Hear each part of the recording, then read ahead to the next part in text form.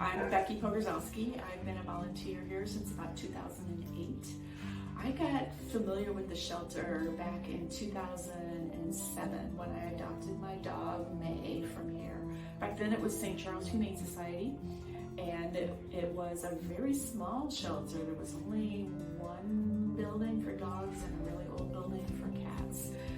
Fell in love with my dog May and got a little familiar with what St. Charles Humane Society was doing, and about a year later I decided I wanted to come up and kind of help with the mission.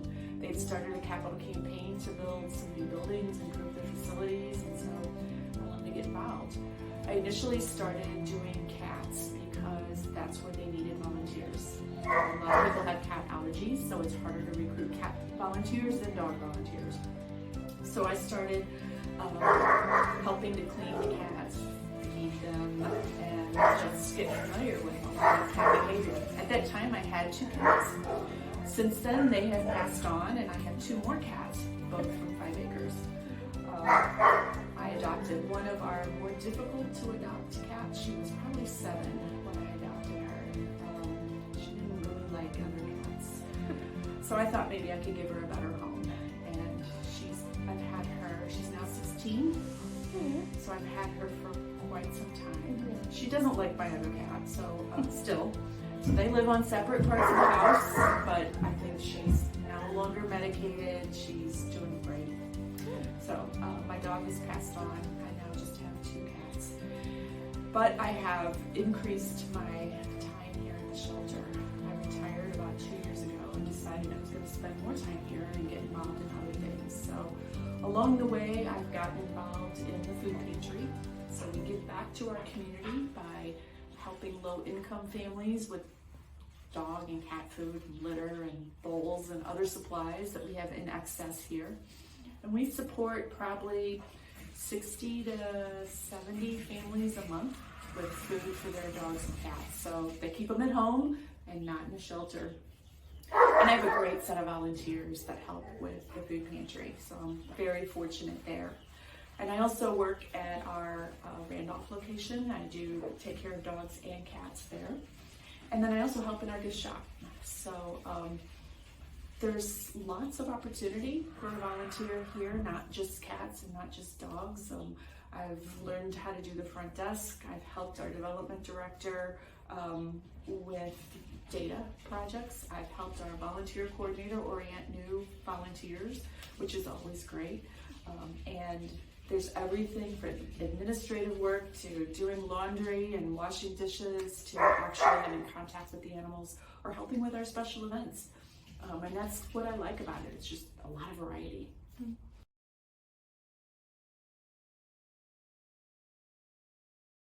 I think people need to think about how that animal fits into their lifestyle and what kind of personality do they want in that animal, cat or dog. I find a lot of people fall in love with the look of a dog or a cat, and it's really more about the personality of that dog or that cat, and does that personality fit in your lifestyle? It's interesting, we have cats that do not like to be picked up, and if you want a cuddly cat, you don't adopt a cat that doesn't want to be picked up. Same with dogs. Very high energy dogs need to be walked a lot. So if you're not somebody who likes to go out and walk your dog every day, don't get a dog that needs to be exercised and walked. Our adoption counselors try to do a good job of matching the lifestyle of the person to the personality of the dog or cat, and that's probably what's most important.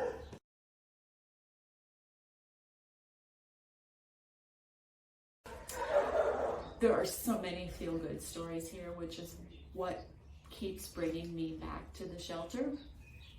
But the story I'm going to tell is probably about my experience with the more feral cats at our newest location, which is out on Randolph. I'll say I didn't have a ton of experience with really feral cats, and learned quickly, plus we had a lot of protective equipment that would help us, how to kind of coax a cat out of its fear. What really helped was doing some of the fear-free training, which is a concept around how to recognize body language of a dog or a cat and how they're expressing their fear or anxiety or stress. And that helps me really see in the dogs and the cats some of these things I should be more aware of. And what was so rewarding are the stories in just the 6 or 7 months that we've had our Randolph shelter open, and it's not just me, it's a team of people as well that work to bring out the personality in those cats. And just this morning, I was over taking care of a cat named Rum Chata, who is now up in our adoptable area.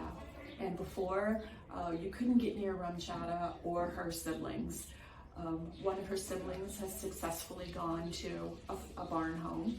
One actually came around much quicker and got adopted already. And Rum Chata, now I'm able to put my hand in there unprotected, pat her, rub her head, scratch her chin, and she comes forward to the cage. And she's likely going to go home with a foster this week. So those are exciting stories to see these more difficult cats come out of their shell and get it out. I think it's important for people to realize that 5 Acres Animal Shelter is a no-kill facility, and it doesn't receive any federal grants or funds other than those we write and apply for. It relies totally on donations. Those come from people who want to support us with regular donations as well as those that patronize our events. So we have regular events coming up. We have one coming up on May 1st, which is our signature event. And so it's important for people to know that every dollar raised goes toward the care of the cats and the dogs.